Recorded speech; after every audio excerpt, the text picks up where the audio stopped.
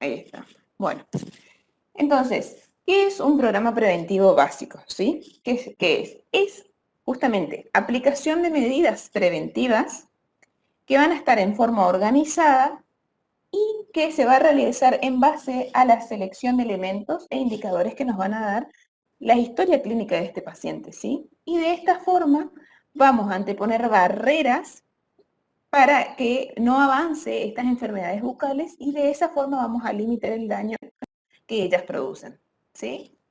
Esa es la definición de programa preventivo básico. Esto es en forma introductoria y para que otra vez ustedes puedan reconocer qué es y para qué nos va a servir realizar un plan preventivo básico. Esto ya lo estoy haciendo en forma de repaso de lo que dieron en el teórico anterior. A su vez, quería destacar algo acá que decía que debe ser personalizador, ¿sí? ¿Qué quiere decir? Que todo programa preventivo individual aplicado se debe adaptar a las necesidades de cada paciente en particular, ¿sí? ¿Por qué? Porque cada paciente tiene una necesidad distinta. Hay veces que hay acciones o indicaciones que no necesita el paciente, que otros sí, y otras cosas que no. Hay cosas en donde vamos a tener que reforzar, hacer más hincapié y lograr mucho más motivación en algunos pacientes que otros, ¿sí? No todos son los iguales, no todos tienen el mismo diagnóstico, no todos tienen la misma personalización. Por lo tanto, cada programa preventivo debe estar diseñado acorde a las necesidades de cada paciente. Bien. Ahora, esa información entonces, ¿de dónde sacamos? O sea, esta información acerca al paciente para que nosotras podamos realizar un correcto programa preventivo, lo vamos a sacar de la historia clínica, ¿sí? La historia clínica nos va a dar la información, como les dije hoy, y los indicadores para que nosotros podamos realizar un correcto programa preventivo básico que funcione en este paciente y que de esta forma podamos lograr niveles compatibles con salud. Como les decía, existen distintos grupos etarios, ¿sí? Y acá les voy a explicar cuáles son todos estos grupos con los que vamos a trabajar nosotros en un futuro del paciente, con el paciente. En primer lugar, tenemos el grupo de los niños, que a su vez se van a dividir en tres etapas, ¿sí? Tenemos el infante, que va a ir desde el nacimiento hasta los 18 meses, que son más o menos un año y medio.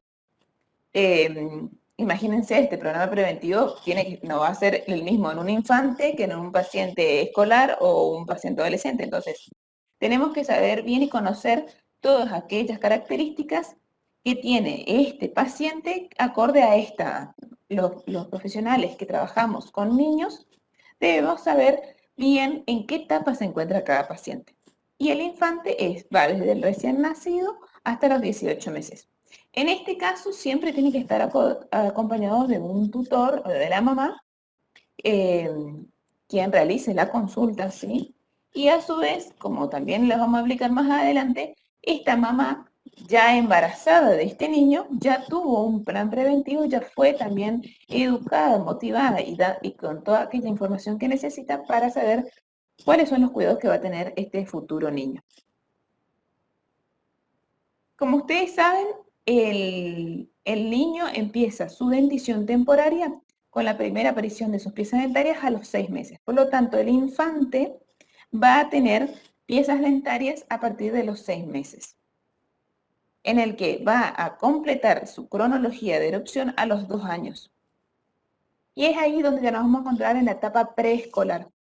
La etapa preescolar arranca desde los 18 meses a los 5 años.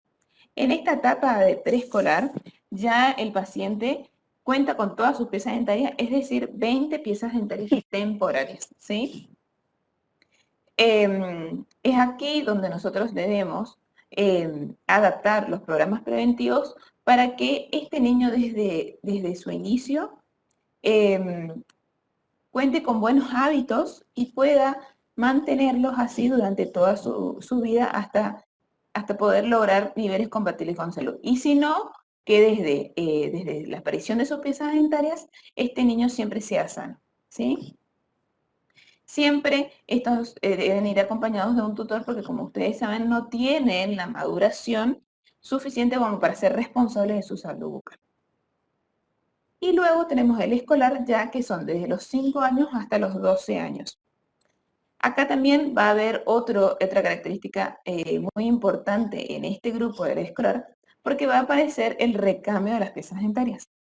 A partir de los 6 años, el niño escolar, en la etapa escolar, comienza con los primeros recambios de sus piezas dentarias, que son a los 6 años, y se dan en las piezas dentarias anteriores y la aparición del primer molar permanente. Es acá algo muy importante porque este periodo de dentición mixta dura desde los 6 años hasta los 12 años o 13 inclusive, o un poquito más dependiendo de cada paciente, ¿sí?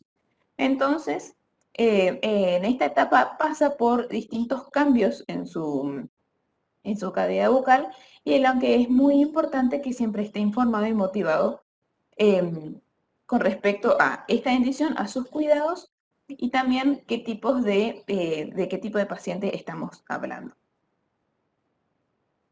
Una vez que ya tiene pasado los 12 años, ya vamos a empezar con la etapa de la adolescencia, ¿sí? Otra etapa también bastante difícil de tratar, con otro tipo de cualidades y características que tienen estos pacientes y que se da en pacientes de 12 años a 19 años. Ya acá comienza a completar su dentición permanente y presenta ya 32 piezas dentarias. Luego contamos con el adulto, que son de 19 años a 65 años y que a su vez está dividida en dos etapas. La de adulto joven, que es de 25 años a 45 años, y ya el adulto maduro de 45 a 65. Otra etapa bastante importante porque si bien ya tiene todas sus piezas dentarias permanentes, pero que también a su vez ya son portadores de prótesis muchas veces. Si no tuvieron una buena educación en su salud bucal o no tuvieron buenos cuidados, a esta altura ya empiezan a perder muchas de sus piezas dentarias. Entonces, los programas preventivos deben estar adaptados acorde a este tipo de pacientes. Y por último, la tercera edad, que ya es mayor a 65 años, o los también llamados grupos gerontes, ¿sí? Programas preventivos también para el cuidado de su salud bucal, aún siendo portadores de prótesis parciales o completas, y si no, teniendo sus piezas dentarias, cuáles son los cuidados que requieren estas piezas dentarias que ya tienen otro tipo de condiciones en la cavidad bucal.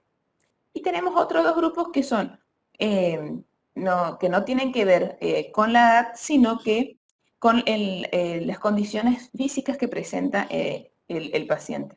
Una es pacientes embarazadas, porque en esta etapa sufre muchos cambios la mujer, en el que el cuidado de su salud bucal debe ser mucho más meticulosa por distintas razones, y en los pacientes especiales, porque dependiendo de la discapacidad o dificultad que tenga este paciente, debemos adaptarnos para que pueda llevar lo mejor posible una buena salud bucal. Ahora, yo les voy a explicar la parte de niños y adolescentes, ¿sí? Cómo estos programas preventivos van a estar adaptados a estos dos grupos etarios y qué diferencia hay entre uno y el otro, ¿sí?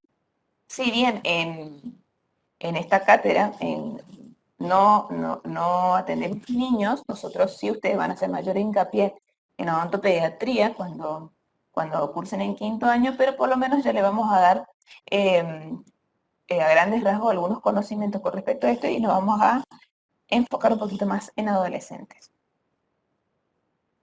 Bien, programa preventivo básico para adolescentes. Desde ya al paciente adolescente se le va a considerar un paciente de alto riesgo. ¿Y por qué se lo va a considerar de alto riesgo? Porque el adolescente pasa por una etapa primero de pubertad, en donde hay muchos cambios hormonales, cambios físicos, y todo eso tiene repercusión en la cavidad bucal. Todos hemos pasado por estas etapas. Es una etapa difícil porque empezamos a conocer nuestro cuerpo y a su vez también empezamos en la búsqueda de la personalidad. La pubertad, a su vez, se da en la última etapa del recambio de la dentición mixta y hay muchos cambios físicos en donde la persona comienza a aceptarse y ya luego en la adolescencia hay una vertiente psicológica que hace que eh, el paciente no tenga las conductas o las responsabilidades que nosotros a veces necesitamos como profesionales para que ellos puedan tener una buena higiene. Es como que son mucho más rebeldes y muchas veces pasa que si no contamos con una buena motivación por parte de ellos, no vamos a poder lograr nuestros objetivos, ¿sí? Y, esos cambios psicológicos que tienen son difíciles de tratar, aún para la familia, imagínense, para los profesionales. Así que tenemos que tener el tacto y el carácter como para poder manejar correctamente a estos pacientes. Y empieza alrededor de los 10 y 12 años de edad, ¿sí? Generalmente se inicia o sea, se inicia primero en las mujeres que en los varones, pero muchas veces es indistinto eso.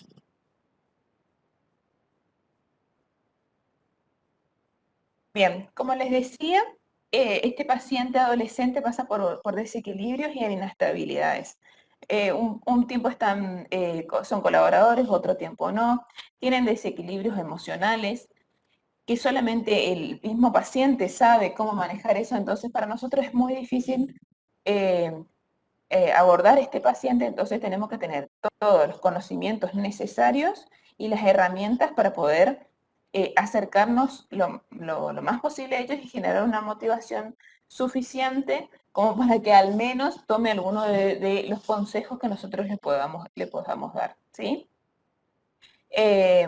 Superponen momentos de audacia, son a veces muy tímidos, hay momentos de incoordinación, apatía, crisis afectiva y religiosa. Otro de los temas que hoy en día se está dando mucho, que los adolescentes de hoy como que tienen mayor una personalidad distinta, en donde quieren abarcar temas, en donde se preguntan mucho, ya no son más los que siguen las tradiciones familiares, sino que hoy en día tenemos mucha información, estamos bombardeados de información de, de todo lo que es Internet. Entonces ellos se plantean muchas veces si es lo correcto o no lo que quieren hacer, y toman decisiones que capaz no tienen aún la madurez suficiente como para discernir lo bueno de lo malo, ¿sí? Y ya a una edad temprana quieren ser responsables de sus propias decisiones, ¿sí? Entonces, con la cantidad de información que hay, el adolescente de hoy es mucho más libre y de, de tener mayor información acerca de todo y también de poder elegir, ¿sí?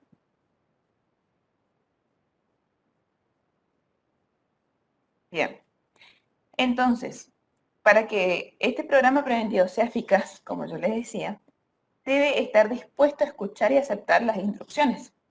Por lo tanto, tiene que ver mucho tanto del paciente como de nosotros. Debemos tratar de captar la atención de este paciente y a su vez intentar que interprete lo mejor posible y de buena manera el porqué de estos consejos que nosotros les vamos a dar para que ellos sepan que realmente es bueno para su salud y no solamente que se le está imponiendo algo, ¿sí?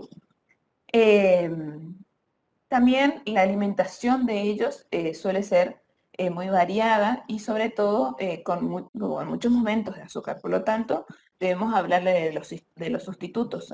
Le hablamos de una dieta, de la nutrición, de lo que en realidad es bueno para su salud física y no solamente bucal, ¿sí? Entonces, ¿cuáles son todas esos consejos a nivel dieta que ellos puedan incorporar para que de esta forma ayude a un equilibrio en su salud bucal? No solamente hay que hablarle de dieta, sino que también en el adolescente se van a incorporar otros refuerzos en el huésped, en este caso, como ser enjuagatorios diarios con cloruro de sodio al 0,05%, y también un cepillado nocturno diario con gel de fosfato ácido hialurónico de pH 5,6. Todo esto para pacientes adolescentes donde nosotros podamos observar que realmente es un paciente de riesgo, ¿sí? No quiere decir que todos los adolescentes sean iguales, que nos vamos a encontrar con pacientes con actividad de caries y actividad de enfermedad periodontal, porque también hay muchos adolescentes que tienen un excelente estado de salud bucal, pero son los más los que tenemos que acudir a esto, ¿sí? Y debemos trabajar en forma grupal.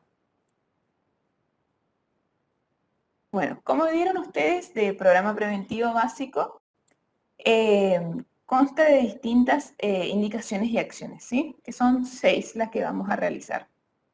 Y este es el cuadrito que siempre vamos a mantener, que siempre nos vamos a guiar en base a esto y que vamos a adaptarlo en base a los distintos grupos etarios. En primer lugar, la indicación sería lo de la historia clínica, que es lo que nos va a dar la información, ¿sí?, acerca del paciente para poder hacer lo más personalizado de este programa. ¿Y en qué nos vamos a basar fundamentalmente? En el odontograma y en los índices, ¿sí? Esta información nos va a determinar la caracterización según riesgo y bioactividad de caries y enfermedad periodontal, y a su vez nos va a mostrar en qué condiciones se encuentra este paciente y qué tipo de motivación vamos a tener que realizar. En el que, como ya se le explicó, tenemos que hablar del cómo, por qué y para qué de cada una de estas acciones que vamos a realizar en este paciente. Tanto en el niño como en el adolescente es fundamental la motivación. Ni hablar del niño, porque si bien ellos por ahí no interpretan o no tienen la suficiente madurez como para responsabilizarse de su salud, pero tenemos que hablar tanto al niño como a su tutor, la mamá, el papá, quien esté a cargo del niño, porque son ellos los que nos van a ayudar a llevar a cabo esto. Y el adolescente, muchas veces también necesitamos del acompañamiento de su familia o de la persona con la que esté a cargo. Por eso hoy hablamos también de un trabajo grupal y también del mismo adolescente. Ellos ya son mucho más grandes, ya son maduros, son capaces de interpretar, de razonar. Por lo tanto, hay que hacer un trabajito más minucioso en el adolescente mismo y en el niño también. De alguna manera logramos esta motivación, pero dependiendo de la edad, porque como les dije hoy, no es lo mismo que estamos hablando de un infante, de un preescolar o un escolar. Entonces, dependiendo de la edad, todo eso nosotros tenemos que evaluar primero para utilizar las herramientas de motivación. Bien, ese es el primer punto. Luego, en la eliminación de la infección, vamos a tener en cuenta 4 cosas, ¿sí? Que son el control de la biopelícula, la enseñanza de la técnica de cepillado acorde al grupo etario, de tartraje en el caso de que el paciente presente cálculo dental, e inactivación de caries de todas aquellas piezas dentarias que tengan las características. Esto se realiza en los dos grupos también, tanto en la infancia como en la adolescencia. Cuando hablamos en los niños, el control de la biopelícula lo vamos a hacer a través de las sustancias revelantes, como también lo vamos a hacer en el paciente adolescente y en los otros grupos, porque de esta forma nosotros vamos a visualizar la placa bacteriana y la calidad de higiene que tiene este paciente y que a su vez el paciente pueda observar dónde es que está fallando o dónde necesita repuntar su cepillado.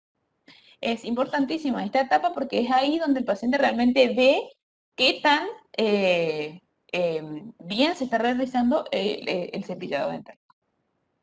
Una vez que nosotros observamos esto, vamos a hacerle una enseñanza de técnica de cepillado, que va a estar adaptado acorde a la edad. Si hablamos de niños, existen 2 técnicas que generalmente vamos a utilizarla, que son la técnica horizontal en pacientes de 3 años a 5 años, que más o menos sería la etapa preescolar, y después ya de 5 o 6 años a 8 años tenemos la técnica de Fones, ¿sí? Esa es la técnica adecuada para este paciente. Va a ser a medida de que van creciendo y que nosotros también podamos observar que tienen el desarrollo psicomotriz para poder realizar esta técnica, siempre supervisada por el tutor. Y ya sí, mayores de 9 años, como nosotros venimos estudiando, vamos a utilizar la técnica de VAS, que es la más utilizada y la que vamos a utilizar en adolescentes. Entonces, la técnica de este cepillado va a estar acorde a la edad del paciente con la que vamos a trabajar. Luego tenemos detartraje, que vamos a realizarlo en pacientes con sarro supragingival, generalmente en esta etapa, en estos grupos, y muy realizado generalmente en los pacientes adolescentes. Como bien saben, también las zonas más propensas son las caras linguales de los dientes anteroinferiores y las caras vestibulares de los molares, de los primeros molares superiores, porque son allí donde desemboca los conductos. Entonces la placa que se pueda encontrar en ese momento en esas zonas son más rápidas de calcificar. Entonces es ahí donde se forma mayor cálculo dental. Es decir, que si vemos un paciente adolescente que tiene sarro o cálculo dental, vamos a tener que realizar el detartraje. Y por último tenemos inactivación de caries, que esto nos va a decir el odontograma, ¿sí? Por supuesto que nosotros con el ojo clínico, diríamos, vamos a mirar en la cavidad bucal del paciente, más el odontograma, y vamos a observar qué piezas dentarias son aquellas que requieran de una inactivación. Como ustedes ya vieron, ya expusieron y hablaron cuáles son todas esas características que nos van a indicar que esa pieza dentaria debe ser inactivada, tanto en piezas dentarias temporarias, que se hacen en niños, que nosotros no hacemos en la clínica, pero porque no tratamos niños, pero se puede hacer en piezas dentarias temporarias también, y en piezas dentarias permanentes en los adolescentes. Son todas aquellas piezas dentarias con caries de dentinas, no penetrantes, asintomáticas, cavitadas, que podamos poder realizar esta técnica. ¿Para qué? Para reducir todos los niveles de infección. Ahí debemos colocar todas las piezas dentarias que nos dicen en el odontograma. Luego, en eliminación de nichos ecológicos, ¿qué sería esto? En los nichos ecológicos, que ahora no en micro ya, son las fosas y fisuras de las piezas dentarias posteriores, de molares y premolares, y como las caras palatinas de las piezas dentarias anteriores. ¿Y qué vamos a hacer con esos nichos? En la acción vamos a colocar selladores de fosas y fisuras, ¿sí? Tanto en pacientes niños como en pacientes adolescentes. Hoy justamente dieron todo lo que es selladores, fosas y fisuras, así que ustedes dominan cuáles son las características que tiene que tener esta pieza dentaria para considerarla que tiene un surco profundo, y podemos aplicar estos selladores de fosas y fisuras. De esta forma evitamos que tenga retención de placa o de alimentos, y evitamos la formación de caries. El punto número 4 hace referencia al refuerzo del huésped, ¿sí? ¿Qué vamos a utilizar acá? El flúor. Nuestro aliado para reforzar al huésped, que sería la pieza dentaria, va a ser el flúor, que también en este caso va a depender de qué grupo etario estamos trabajando. Si es en niños menores de 7 años, nosotros lo que vamos a utilizar es el barniz de flúor. ¿Por qué? Porque en esta etapa el paciente no tiene aún la capacidad de salivar, entonces nosotros debemos optar por esta técnica, que si bien es un poquito más meticulosa, pero que evitamos que el paciente trague este flúor, que no sufra ningún tipo de toxicidad, y que se realice correctamente la técnica y lograr nuestro objetivo, que es reforzar el huésped. Y mayores de 7 años vamos a utilizar el del gel de fluorfosfato acidulado, para pacientes que nosotros ya podemos considerar que tienen esa capacidad de salivación y podamos realizar correctamente la técnica. Estos dos que yo les mencioné son flúor de aplicación profesional. Son las dos que nosotros utilizamos en la clínica. Más que nada el gel. ¿Por qué? Porque, como les digo, trabajamos con pacientes ya mayores. Pero el barniz después ustedes van a utilizarlos en odontopediatría. Y después tenemos los de autoaplicación, que, como se les dio siempre, son las pastas dentarias o los colutorios con flúor, que también van a estar adaptadas a cada tipo, ¿sí?, de paciente. Hay pacientes donde vamos a necesitar pastas dentales que tengan mayor concentración de flúor, eh, como por ejemplo los adolescentes, y también que a veces los adolescentes son portadores de ortodoncia. Entonces también necesitamos reforzar ahí sus piezas dentarias. Y algunos colutores también, dependiendo si son de uso semanal o uso diario. Como les digo, todas estas opciones pueden estar incorporadas acá en el refuerzo del huésped, pero siempre van a depender del tipo de paciente que estamos tratando. A eso se refiere con una terapia múltiple, que tiene que ser tanto de profesional como de autoaplicación.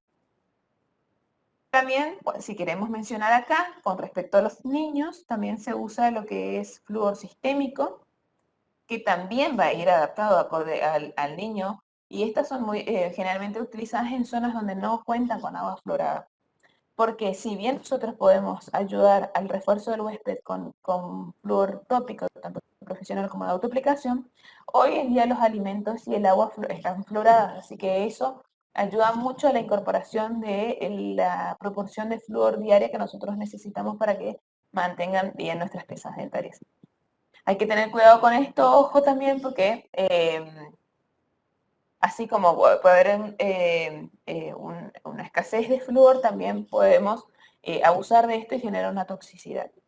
Pero lo menciono como para que ustedes tengan idea de todo lo que se puede aplicar en estos programas preventivos para reforzar el huésped dependiendo de cada paciente, y también por qué debe ser personalizado, porque hay pacientes donde no necesita tanto refuerzo de flúor, sino con la utilización de pastas fluoradas muchas veces ya es suficiente porque es un paciente sano.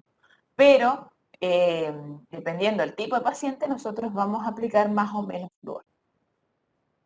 Después tenemos la nutrición y la dieta. Otro punto muy importante a la hora de caracterizar al paciente, ¿sí? Porque vamos a tener en cuenta los momentos de azúcar.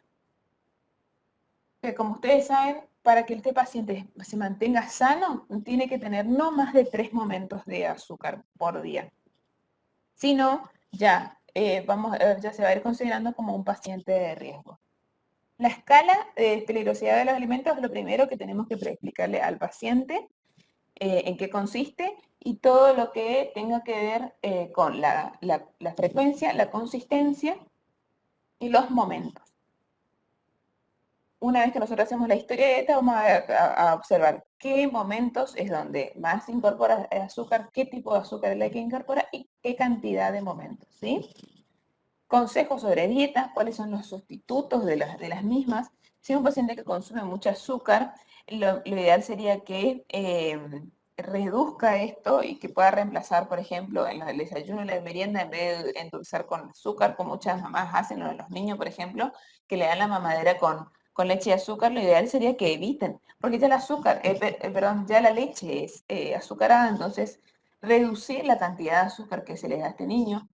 Evitar también los jugos azucarados y todo aquello que por ahí en bebés más chiquitos se le dan en mamadera, muy peligroso en la etapa de los infantes, porque desde sus primeras piezas dentarias ya empiezan a tener caries como consecuencia de la poca higiene y la cantidad de azúcar que se le da, que se denomina caries de aparición temprana. Y también evitar todos aquellos, la ingesta de hidratos de carbono, y reemplazarlos por frutas y verduras. Porque aparte de tener menos cantidad de azúcar, a su vez es bueno para su nutrición, para su dieta, porque va a incorporar muchos nutrientes necesarios para un correcto crecimiento, para un correcto funcionamiento de su organismo. Y por último tenemos la recitación, que esto también va a estar adecuado y acorde a la caracterización del paciente. Si el paciente es sano, se lo recita cada 6 meses. Si el paciente es un paciente con actividad, se va a recitar a los 3 meses. Y donde nuevamente vamos a hacer el examen bucal, el control de la placa y adaptar nuevas medidas acorde a los resultados. Significa, es decir, que nosotros, viene el paciente, hacemos un programa preventivo, era un paciente con actividad y bueno, entonces a los 3 meses lo volvemos a recitar y vamos a ver qué tanto mejoró. Si este paciente mejoró muchísimo, entonces vamos a empezar a reducir, por ejemplo, el tema del flúor. o adaptar lo que nosotros consideremos, sacar o poner otras cosas, ¿sí? Y si no, mantener ese mismo programa y continuar hasta que logremos niveles compatibles con salud. Bien, y esta es la bibliografía. Eso es con respecto a niños y adolescentes. ¿Alguna pregunta con respecto a esto? ¿Se entendió la diferencia entre cómo actuamos en niños y cómo actuamos en adolescentes?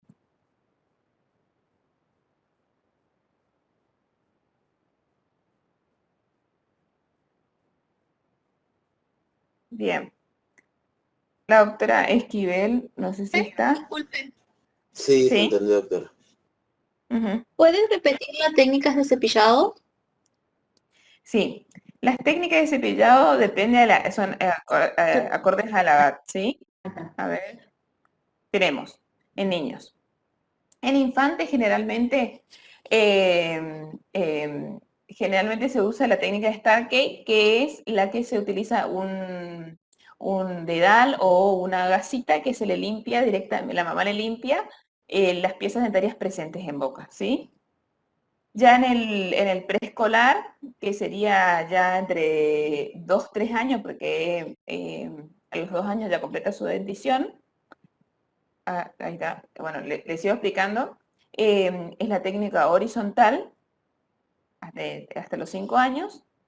Y de 6 a 8 años es la técnica de Fones, que es aquella que hace movimientos circulares, ¿sí? Esa es la técnica de Fones, hasta los 8 años. Y luego ya a los 9 empieza la técnica de Bass, que es la que nosotros estamos estudiando.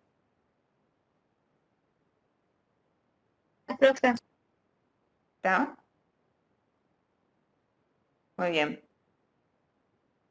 Continúa la doc con lo que es adulto y geronte.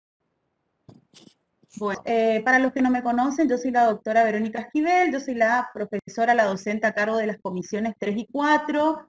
Por favor, me avisan si no se me escucha bien porque acá mi conexión está terrible. Bueno, yo soy la encargada de dar el teórico del día de hoy de plan preventivo o programas preventivos en embarazadas, adultos y gerontes. Bueno, arrancamos, Agus. Primero, para iniciar, vamos a dar el concepto de lo que es el embarazo. Es un estado dinámico y cambiante que se inicia en el momento de la fecundación y culmina con el parto, ¿tá? Y tenemos que saber que, así como hablamos de niños recién, también de niños y adolescentes, también en la embarazada, el diente, los tejidos de soporte y de sostén, la mucosa bucal, constituyen blancos directos que pueden ser afectados. Seguimos.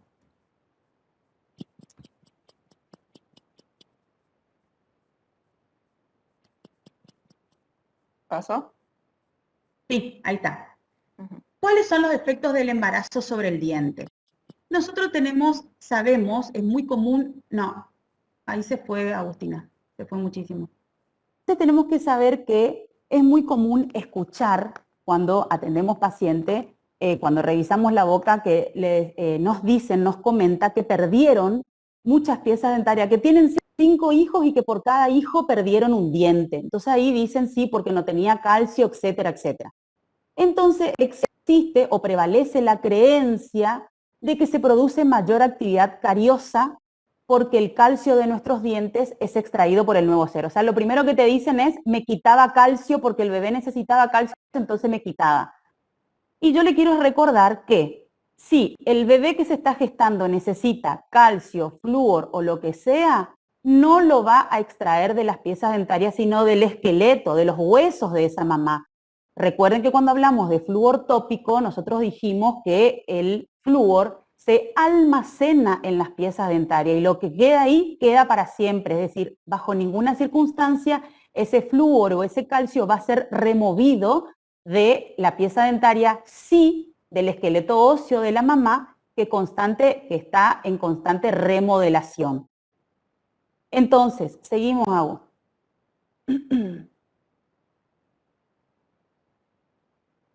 Y esto es otra cosa también que tienen que saber. La secreción de hormonas en la embarazada aumenta considerablemente. Y fíjense, como dice la diapositiva, que aumentan los estrógenos 30 veces y la progesterona 10. Entonces, eso es otra creencia.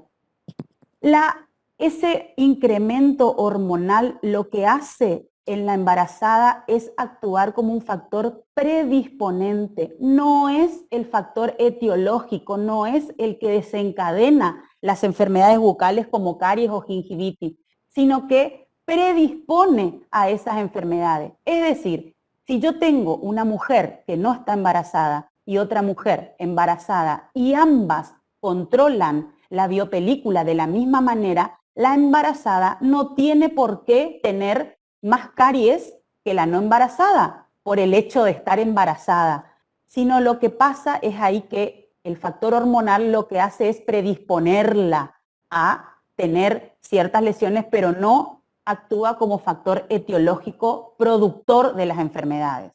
Seguimos, Agus. Eso es otra cosita que les quería aclarar. Entonces, el embarazo lo vamos a dividir en trimestres. Básicamente son 3. El primer trimestre que va desde el momento de la fecundación o de la gestación hasta el tercer mes, o sea, incluye el primero, segundo y tercer mes de embarazo. El segundo trimestre que va desde el cuarto mes incluido, cuarto, quinto y sexto. Y el tercer trimestre que va desde el séptimo incluido hasta el noveno o el momento del parto. La siguiente. Y vamos a ver cómo en esos trimestres nosotros la embarazada va a presentar diferentes alteraciones que son propias del embarazo. Por ejemplo, en el primer trimestre hay cialorrea, o sea, aumento de la secreción salival. Obviamente, lo que yo les voy a decir puede ser que algunas embarazadas lo hayan tenido y otras que nada de lo que yo diga o le pasó muy poco o casi nada. Bueno, entonces tiene cialorrea, que es aumento de la secreción salival, émesis, hiperémesis, o sea, vómitos, muchos vómitos. Pueden cursar desde un hambre insaciable en un extremo hasta una falta de apetito. Hipersomnia. También, por ejemplo, si la madre es multípara, es decir, ya tiene otros hijos, estos cambian bruscamente de conducta, se vuelven caprichosos, inapetentes, y también la madre, la embarazada, se vuelve muy ansiosa. Entonces, ¿qué pasa? Para calmar ese estado ansiógeno lo que hace es consumir gran cantidad de hidratos de carbono. Entonces eso, cuando realicemos el programa preventivo, tenemos que tener mucho cuidado. En el segundo trimestre, es por eso que en el primer trimestre no está aconsejada la atención odontológica de la embarazada, justamente por este tema de los vómitos, de la cantidad de vómitos y náuseas que ella presenta. En cambio, en el segundo, la paciente lo que puede presentar es anemia, hepatopatías, dermatopatías, y sí, como ya entra en un periodo de armonización, de equilibrio emocional y físico, es el momento ideal para la atención odontológica. Sobre todo porque han culminado, han cesado esos vómitos y esas náuseas. Imagínense si la atendemos en el primer trimestre y ella tiene vómitos y náuseas, va a ser muy dificultosa y casi imposible la atención. En el tercer trimestre, ¿qué va a presentar la paciente? Puede presentar edema. Ustedes se van a fijar cuando la embarazada ya está cerca de la fecha probable de parto, las piernas, los tobillos, los pies, las manos van a estar súper hinchadas, eso es por el edema. Puede aumentar la presión arterial, proteinuria. Hay tendencia a las contracciones porque ya se aproxima la fecha de parto. Entonces también es muy difícil que ella pueda estar quieta en la atención odontológica. Entonces tampoco este periodo es muy aconsejable la atención debido a esto, a que va a estar constantemente, va a estar incómoda sentada porque también ya la panza va a estar grande, entonces no la podemos tener por mucho tiempo en el sillón. Entonces, lo que quiero que quede claro acá, si la atención de la embarazada hay que hacerla de manera urgente, se hace sin importar el trimestre que esté cursando. Lo ideal es tratarla en el segundo trimestre de embarazo, pero ante la urgencia o la necesidad hay que hacer la maniobra lo menos invasiva posible y de última continuar el tratamiento o hasta llegar al segundo trimestre o bien hasta que se haya producido el parto y la paciente esté más tranquila, diríamos, y se la pueda citar con mayor tranquilidad. Entonces, ante la urgencia hay que atenderla en cualquier momento, minimizando el tratamiento, haciéndolo justo y necesario. Ahora, lo ideal es hacerlo en el segundo trimestre. Si tengo que extraer una pieza dentaria porque la paciente está con dolor, la voy a extraer, no le voy a decir no, espera hasta que tengas el bebé para yo tratarte. Bueno, seguimos aún. Muy bien, y también vamos a tener alteraciones bucales que son propias del embarazo, entonces nosotros tenemos que estar en conocimiento porque se nos puede presentar una embarazada con estas lesiones y nosotros no tenemos que asustarla y al contrario, aclararle a la paciente que eso es propio del estado gestacional que está cursando. Una de esas alteraciones bucales es gingivitis del embarazo, que es una alteración inflamatoria de las encías porque aumenta la vascularización. Entonces, esa gingivitis del embarazo se va a caracterizar por presentar una encía aumentada de tamaño, de color roja, que puede presentar diferentes grados de inflamación, que pueden ser leves, moderados o severos, y es una encía que sangra con facilidad. Estos síntomas, esta gingivitis del embarazo puede iniciar al segundo mes de embarazo, alcanzando su tope máximo, diríamos, al octavo mes, y después todo culmina o remite este estado de gingivitis cuando la paciente, cuando nació el bebé, en el momento después del parto. Seguimos. Después también tenemos enfermedad periodontal. Acá les vuelvo a repetir, las hormonas no la desencadenan, no son la etiología de la gingivitis, sino que la complican, la exacerban, la predisponen, ¿está? Por este temita que yo les decía hoy, que se produce un aumento de la permeabilidad vascular. Por eso es la gingivitis. Seguimos, Agus. Y después está una tercera lesión que es bastante común, que se llama granuloma del embarazo, o también conocido como épulis del embarazo. Es un crecimiento de tipo tumoral que mide hasta 2 centímetros, que se localiza generalmente en el maxilar superior, en la zona vestibular. Generalmente está, como lo muestra la imagen de la izquierda, diríamos, entre el incisivo lateral y el canino, en el espacio interdentario, en la encía interdental, o también, como está en el caso de la diapositiva de la derecha, en la línea interincisal entre ambos incisivos centrales superiores. Aparece en el segundo trimestre y después desaparece luego del parto, mágicamente, y si no desaparece después del parto, hay que concurrir al odontólogo para que haga una extirpación quirúrgica. Entonces, cuando a nosotros se nos presenta una embarazada con esta característica, no tenemos que asustarnos ni nada porque somos conscientes de que el granuloma o épulis del embarazo es común en algunas embarazadas. Bien, seguimos. Y la movilidad dentaria, que puede aparecer, diríamos, en el último mes del embarazo y que está relacionada básicamente con alteraciones biofísicas de las fibras del colágeno del ligamento periodontal, nada más que por eso, y que todo vuelve a su posición normal, diríamos, al momento del parto. Entonces, fíjense que todas estas alteraciones son comunes y propias del embarazo. Como les decía hoy, quizás en algunas embarazadas se dio de manera exagerada, otra de manera leve y otra prácticamente nada, pero todo se remite después del parto. Seguimos.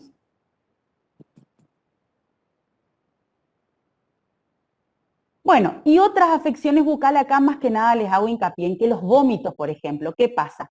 Actúan como un irritante local, entonces hasta la paciente va a tener sensación de quemazón en la boca por la presencia constante de vómitos. Los edemas de la mucosa bucal y estomatitis hemorrágica también son frecuentes. La falta de vitamina B, ¿te me cambiaste? Bueno, vamos a ir rápido porque encima me falta geronta, acá la doctora me está apurando. La falta de vitamina del complejo B también produce alteraciones bucales como queilitis, que son alteraciones en los labios, y glositis en la lengua. La falta de vitamina C provoca encías inflamatorias y sangrantes. Seguimos. Entonces, sobre el diente, que lo que va a producirse es una alteración o cambios en la producción de la saliva, en la flora bucal, en la dieta, que son factores capaces de predisponer a la aparición de caries. ¿Tá? Seguimos, Agus. Siempre y cuando la paciente controle su biopelícula, ya sea de manera mecánica o química, no tendría por qué tener mayores problemas o mayores inconvenientes. Los hábitos alimenticios, hay que tener en cuenta acá que la paciente se vuelve muy golosa, está muy ansiosa, entonces se vuelve golosa. A eso hay que sumarle que también, dependiendo del momento o el trimestre de embarazo que esté cursando, aparte de golosa, se vuelve flaquenta, por ahí se acostó a mirar una película. Si eso nos pasa a todo el mundo, imagínense a la embarazada con esa panza gigante a punto de parir. Y por ahí, bueno, estaba comiendo un chocolate, se quedó en la cama, ya no se levanta a cepillarse los dientes y bueno, todo eso se agrava por el tema hormonal y por la situación que está de embarazo que está cursando. Seguimos aún. Esto va muy rápido. Entonces, los programas preventivos básicos a la embarazada. Lo ideal es hacer 3 controles, 1 en cada trimestre de embarazo. Y en cada control hay que hacer 2 consultas como mínimo, con objetos educativos y con objetos clínicos. O sea, hay que enseñarle cosas al paciente y también a la paciente y también a realizarle algo en su cavidad bucal. No se olviden también, que eso no les nombré, que en este momento en el embarazo, la mujer, la embarazada, se halla muy receptiva y perceptiva, o sea, que toda la información que ustedes le puedan brindar, no solo para el bienestar de su propia salud, sino también la del bebé, ella lo va a tomar con mucho gusto y va a tratar de aplicar todo lo que ustedes le enseñen en el consultorio. Está entonces, porque es un periodo nuevo en su vida, quizás hay muchas que van a tener un bebé por primera vez, entonces todo lo poco o lo mucho que ustedes le puedan aportar para mejorar su salud y la del bebé, siempre va a ser bien recibido por ella. Bien, seguimos, Agus. Entonces, en el primer trimestre, por ejemplo, el primer control, en el componente clínico, lo que tenemos que hacer, el programa preventivo básico que le mostró recién la doctora Agustina y que le mostró el doctor Miguel la clase pasada, ese se respeta básicamente, ¿está? Por eso se llama programa preventivo básico. Después hay que hacer alteraciones de acuerdo al tipo de paciente que está sentado en mi consultorio, ¿eh? O sea, quizás voy a cambiar la parte del refuerzo del huésped, porque seguramente al niño le puedo recetar flúor sistémico, al geronte no, a la embarazada sí, al adulto quizás no, ¿entienden? Entonces, hay que ir adaptando y adecuando nuestro programa preventivo de acuerdo a las características de nuestro paciente. Pero básicamente es el mismo, hay que respetar los mismos pasos, sino que adaptarlo al paciente. Entonces, en la primera consulta hay que hacer la historia clínica, el consentimiento de la atención, o sea, no se olviden de firmar el consentimiento informado, que es muy importante, y también hay que tener un contacto estrecho con el ginecólogo, que la está atendiendo la paciente. Hay que hacer un examen bucal de tejidos duros y blandos, control de la biopelícula, le enseñamos la técnica de cepillado, acá va a ser la técnica de cepillado de Bass, la utilización del hilo dental y los suplementos fluorados. Porque aquí le podemos recetar suplementos fluorados básicamente para que ejerza función sobre las piezas dentarias de la mamá y no tanto así, porque hasta el día de hoy está en controversia eso, si el suplemento fluorado, el comprimido de flúor que le damos a la embarazada realmente beneficia o no al niño. Entonces se hicieron estudios que solamente el puntito de la cúspide de las piezas dentarias en formación pueden estar beneficiados, pero siempre se da flúor más que nada para reforzar a la embarazada y no tanto al bebé. Pero les digo, siempre está en discusión eso. Cuando viene alguien a dictar un curso, siempre le preguntamos y queda en la duda siempre. Nos deja ahí la puerta abierta siempre. Y entrega de un formulario. No se olviden que ustedes le tienen que entregar el formulario o registrar la historia de dieta de ese paciente que come, toma en el desayuno, almuerzo, merienda, cena, si endulza, con cuántas cucharadas, si usa azúcar, edulcorante, etc. Seguimos aún. El componente educativo. Hay que explicarle la etiopatogenia, obviamente con palabras concretas, claras y sencillas, el lenguaje que esta embarazada entienda.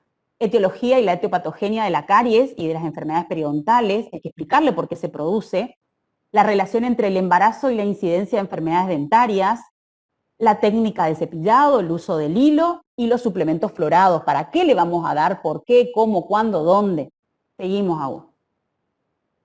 Después tenemos el segundo control trimestral. Por ejemplo, acá se le puede hacer un componente motivacional, que es la importancia de tener salud bucal no solo en ella, sino que también en el grupo familiar que va a recibir ese bebé. Si hay un papá, si hay hermanitos, los refuerzos necesarios, porque la paciente va a venir entre sesión y sesión o entre trimestre y trimestre con muchas dudas y seguramente un papelito con cosas anotadas, porque sobre todo si es primeriza, escuchan muchas cosas, la suegra le dicen cosas, fíjate, no hagas esto, entonces ella viene con muchas dudas y ya le digo, siempre buscando el bien para ella y de su futuro bebé. Entonces, ustedes tienen que explicarle de manera sencilla y concreta todas las cosas y ir, diríamos, solucionando y brindándole información acerca de estas dudas, ¿tá? Y brindarle la importancia, tienen que explicarle la importancia de que ella cumpla todo lo que se está pactando en el programa preventivo en su casa. Seguimos, Agus.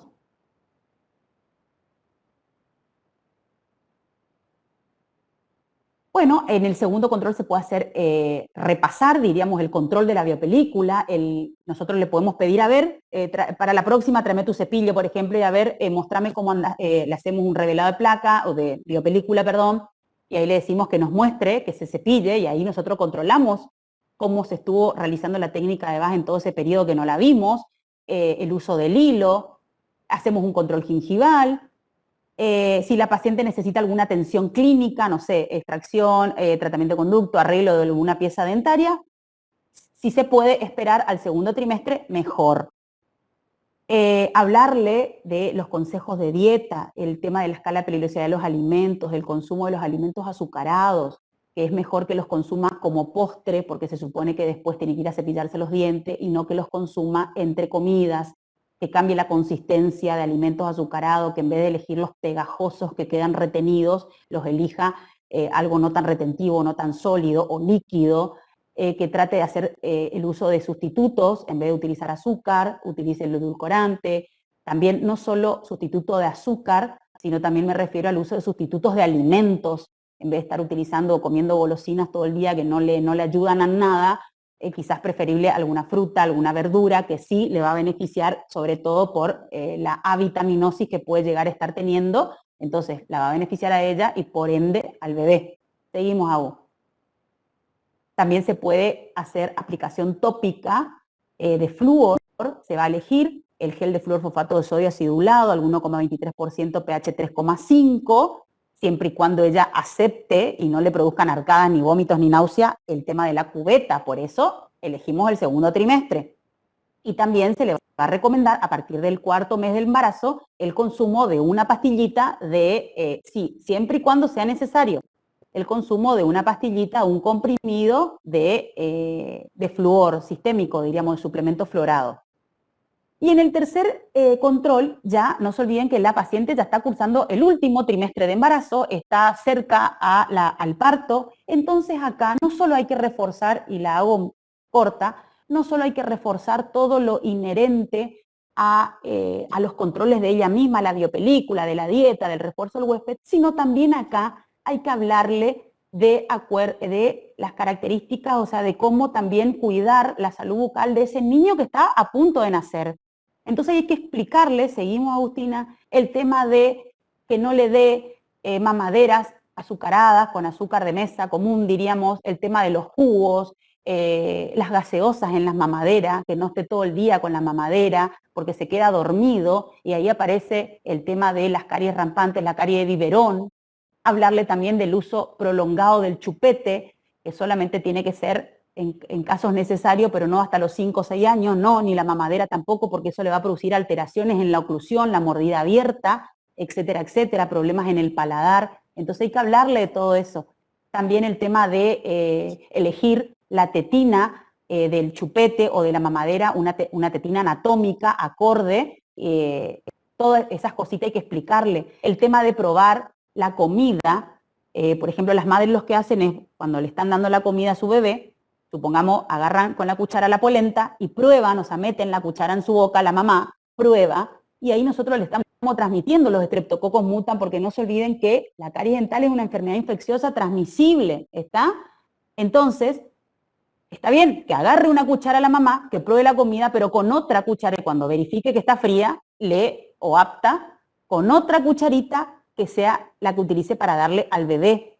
O también se cae el chupete al piso y en vez de ir a lavarlo, la mamá chupa, como que lavándole con su saliva es lo mejor que hay y es lo peor que podemos hacer. Entonces prefiero darle con tierra al chupete antes que estar yo chupando y metiéndole el chupete chupado por mí a mi bebé. El tema de darle besos en la boca, por eso también es muy importante que la mamá, no solo ella controle su salud bucodental, sino también el papá y los hermanitos, porque ellos van a estar encima del bebé. El bebé cuando nace, no nace con microorganismos en la cavidad bucal. La cavidad bucal está estéril. Después se hace la transmisión de los microorganismos por este tema que yo le digo, de compartir las cucharas, el besito en la boca, la mamadera, probar la mamadera. Entonces, si yo tengo que probar la mamadera, en vez de chupar, iríamos succionar, lo que tengo que hacer es colocar acá en la palma de mi mano, diríamos en mi muñeca, o bien en el codo, en alguna parte que yo pueda sentir si está caliente o no, o apta para darle al bebé. Bueno, entonces en el tercer trimestre también apuntamos obviamente al cuidado de la mamá, pero sobre todo a darle consejos acerca del cuidado de la salud bucal de ese niño que está por nacer.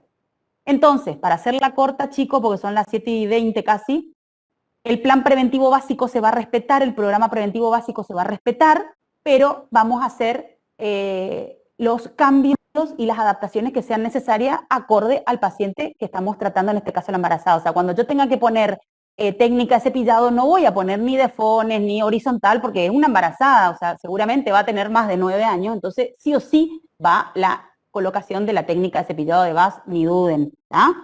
Bien, seguimos, Agus, pasamos todo y vamos a gerontes. Pasale nomás. Ahí está la bibliografía, ahí está, geronte.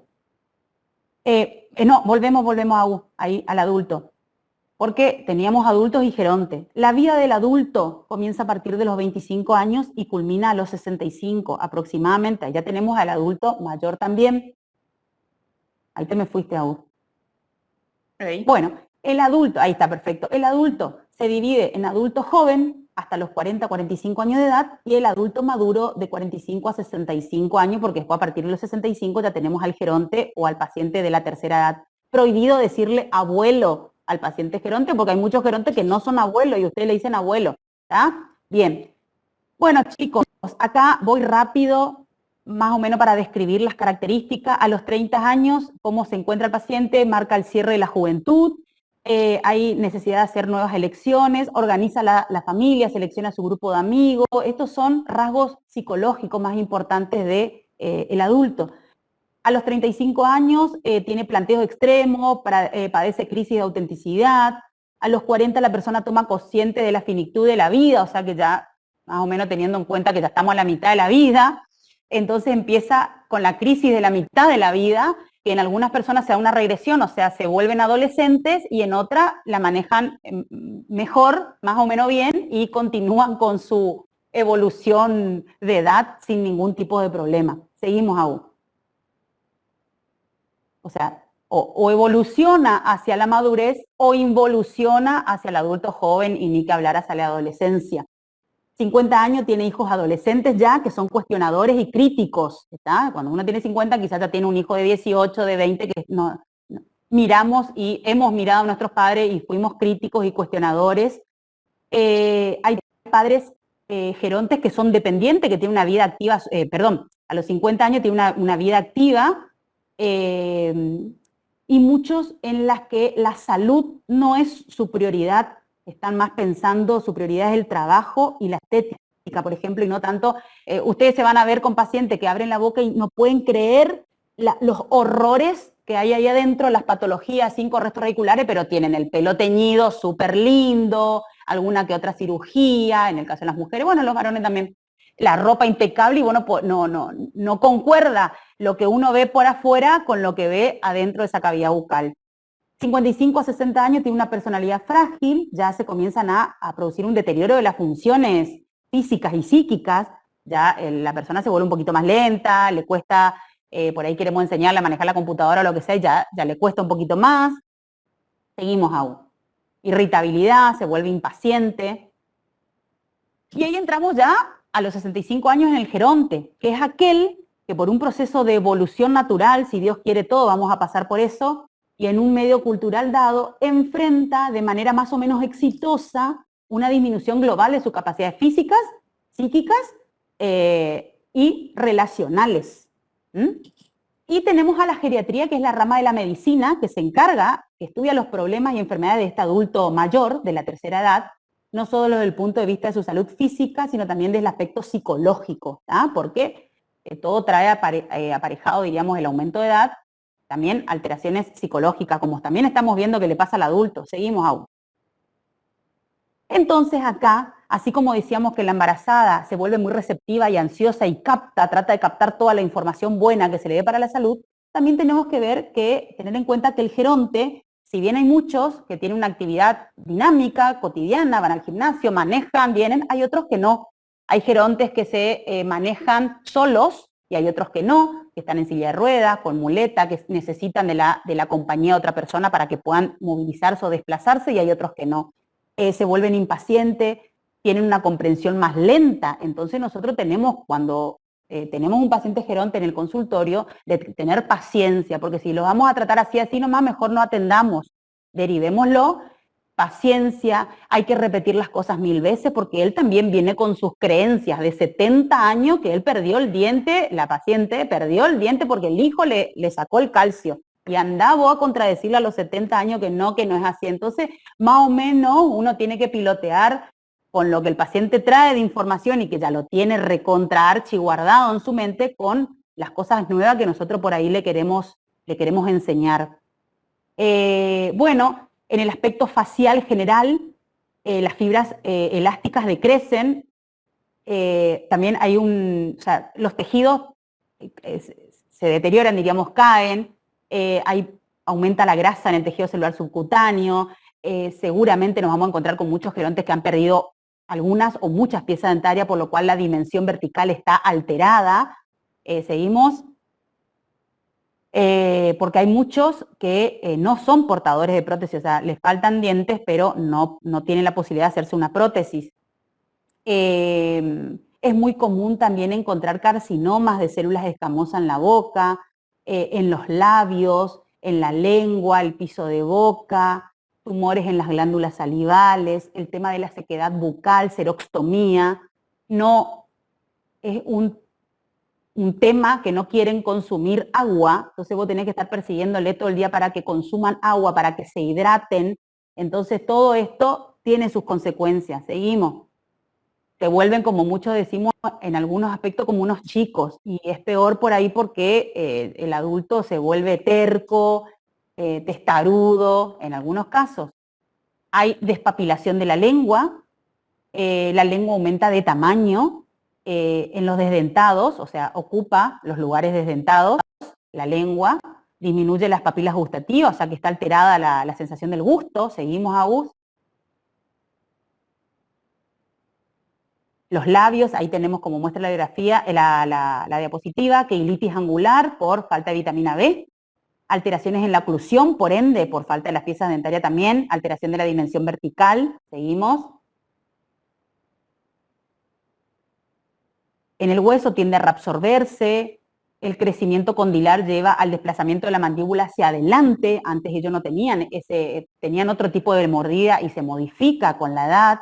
Osteoporosis, seguimos, Agus. Esto todo también no se preocupe que va a estar en el apunte, en la recopilación bibliográfica que se le sube al aula. Los dientes, atrición, formación de dentina secundaria, aposición de cemento, transparencia de la raíz. Vamos a ver que se pierden diríamos, la línea incisal y oclusal. Hay recesión gingival, presencia de cemento al descubierto, atrición, atricción también, afracción, ¿qué otra cosita? El esmalte se oscurece, desaparecen las periquematías, etc. Seguimos. Seguimos, Agus. Bueno, entonces como ustedes ven, hay un montón de alteraciones que le van a pasar a las placentarias que son comunes con el avance de nuestra edad. Entonces, acá como para finalizar, les digo que el programa preventivo es el mismo, es el básico, donde vamos a tener que adaptarlo de acuerdo a el paciente. Entonces, seguramente yo a este paciente no le voy a dar ni comprimidos ni gotas, no le voy a recetar flúor sistémico en refuerzo del huésped, pero sí le voy a recetar quizás el gel le voy a colocar o le voy a aplicar el gel de flúor fosfato de sodio acidulado. Si bien no con la función preventiva, que era reforzar la estructura dentaria a los 80 años, pero sí por el tema de la sensibilidad dentaria, no se olviden que tiene mucho cemento al descubierto, también por el tema de la acción bactericida y bacteriostática de los microorganismos de la biopelícula. Entonces, en ese sentido, puedo recetar el gel de flúor fosfato de sodio, no tanto para reforzar la estructura dentaria, haciéndola más resistente al ataque ácido de los microorganismos de la biopelícula. ¿Está? Seguramente acá también, así como a la embarazada le hablamos de cómo tiene que cuidar la cavidad bucal de su futuro niño, en este quizás también en la mayoría tenemos que hablarle de los cuidados que debe tener acerca de su prótesis, ya sea prótesis completa o parcial, ya sea que le falten todos los dientes o algunos nada más. Entonces, todas esas cositas, nosotros en este grupo etario, que no así en niños, vamos a hacer hincapié, ¿está? De la manera correcta de cepillar sus prótesis, de qué elementos podemos utilizar o valernos para mantener el buen cuidado de la misma. Están, chicos, entonces, la idea del teórico de hoy, que fue súper rápido y largo, porque la verdad que son 3 temas importantes, es respetar básicamente el programa preventivo básico, pero haciendo esa adaptación o salvedad de acuerdo a las características etaria o al grupo etario de nuestro paciente que está sentado en nuestros sillones, ¿está? Entonces, hay que ir adaptándolo de acuerdo a esas características, pero básicamente la estructura es la misma, lo que van a cambiar son las acciones, las indicaciones. Seguramente en un geronte ya vamos a tener atrición, abrasión, selladores de fosas y fisuras, va a ser muy difícil que encontremos un surco profundo. Entonces ahí yo voy a dejar la palabra eliminación de nichos ecológicos como indicación, pero en acción le voy a hacer rayita, porque no la voy a realizar seguramente, salvo que encontremos alguno, pero no creo. ¿Está? Bien, chicos, entonces esa es la idea del teórico de hoy. La doctora les habló de niños y básicamente adolescentes, y yo de embarazadas y de gerontes, adultos mayores y de gerontes.